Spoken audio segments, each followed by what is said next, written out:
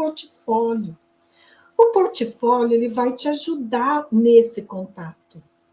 É por meio do portfólio que as empresas vão ter um primeiro contato com você. Você vai ser o seu cartão de visita, vai ser onde você vai chegar até a empresa e vai falar, olha, essa aqui sou eu, essa é um pouco de mim, é sobre mim, né? E até ontem, na mentoria que eu estava dando para minhas alunas da formação Psicólogas Consultoras, teve uma aluna que falou assim, mas Ana Silvia, eu não tenho experiência na consultoria. O que eu faço? O que eu coloco no meu portfólio? Eu falei para ela, você coloca a sua verdade. Você vai colocar que você não tem, não é que vai colocar, não tem experiência, não é isso. Você vai colocar a tua experiência que você já tem, profissional, que ela atuava numa outra área, né? E que você está fazendo uma formação, né? Cursando uma formação de psicóloga organizacional, de consultoria organizacional para psicólogas, né? Então, até isso é possível você comunicar no portfólio de uma maneira que não te desqualifique, de uma maneira até que qualifique você, que mostre, olha, eu estou numa fase de transição, eu estou abrindo uma nova frente de trabalho, que é a consultoria, que é prestar serviço para empresas, e isso é totalmente compreensível. Quando eu era gestora de RH, e por uns 14 anos eu fui gestora de RH, isso era muito comum acontecer, né? Profissionais que estavam iniciando numa determinada atividade, e eu não via isso como algo negativo, né? Por quê? Porque, veja, no nosso caso, nós temos a graduação, que nos qualifica, nos autoriza a atuar na área que a gente quiser. Claro que você vai precisar, né, se qualificar, enfim. Por exemplo, eu não trabalho com clínica. Eu sou cliente de clínica, mas não trabalho com clínica.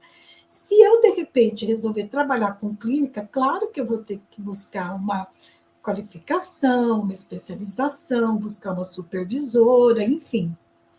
Mas isso não é algo que vai me impedir de tomar essa decisão, né? Isso faz parte do processo de desenvolvimento profissional, de carreira, de mudança, de transição de carreira. Então, as empresas não veem isso como uma forma negativa, até porque hoje as carreiras estão muito voláteis, né? Elas são muito flexíveis, né? De repente você tem uma pessoa da área de finanças trabalhando numa área de saúde, enfim. Isso hoje não tem mais essa regra tão rígida assim. E no nosso caso, é muito tranquilo. Por quê? Porque a nossa graduação nos possibilita isso.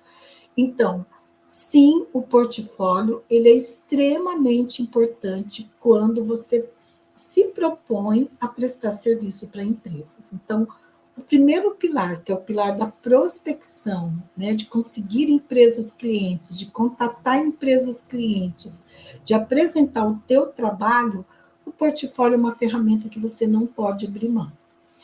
Qual que é o segundo pilar para você ter uma consultoria de sucesso? O segundo pilar para você ter uma consultoria de sucesso é o pilar onde você vai elaborar propostas, precificar o seu serviço e também elaborar o contrato de prestação de serviço.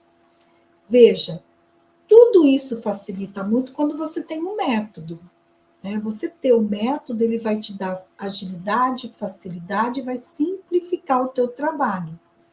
Então, elaborar uma proposta de trabalho, por exemplo, aqui eu quero dar uma dica que eu sempre lembro. Se você está chegando agora, então anota aí que essa dica é uma dica que, para eu poder aprender isso, eu sofri um pouquinho. Eu sofri e passei algumas raivas também para eu poder aprender essa dica que eu vou dar para você.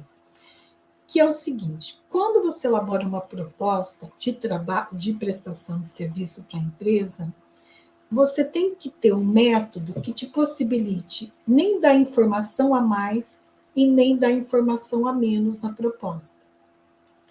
Como assim, Ana Silvia? Por quê?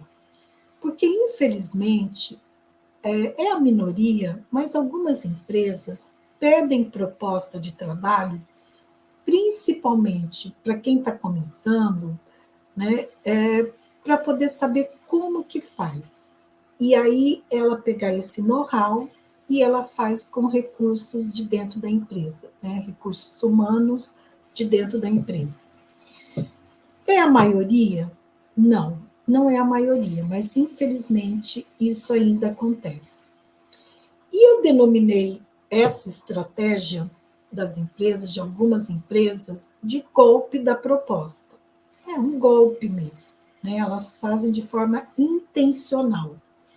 É diferente de uma empresa pedir para você uma proposta e, de repente, essa proposta ela não atende lá por algum motivo, né, o que ela está buscando, e ela fala, olha, Ana, a gente vai fechar com uma outra empresa, com uma outra consultora, tal. Isso acontece, isso é ok. Mas quando a empresa faz intencionalmente, né, a solicitação da proposta para você, e o que ela está querendo? O know-how, o como faz. Aí eu chamo de golpe da proposta, porque é intencional, né? É mal intencionado, né? Vamos dizer assim. Então, você precisa ter um método nesse segundo pilar, que é o pilar de formalização da prestação de serviço, da proposta, né? Para você não dar informação a mais e nem dar informação a menos. Então, cuidado, cuidado, é um pilar importante e eu sempre lembro vocês, formalize a prestação de serviço, formalize a proposta, não deixa de uma maneira informal, não passa preço, informação do serviço pelo WhatsApp, ali na mensagem do WhatsApp, ou no corpo do e-mail. Não, formalize.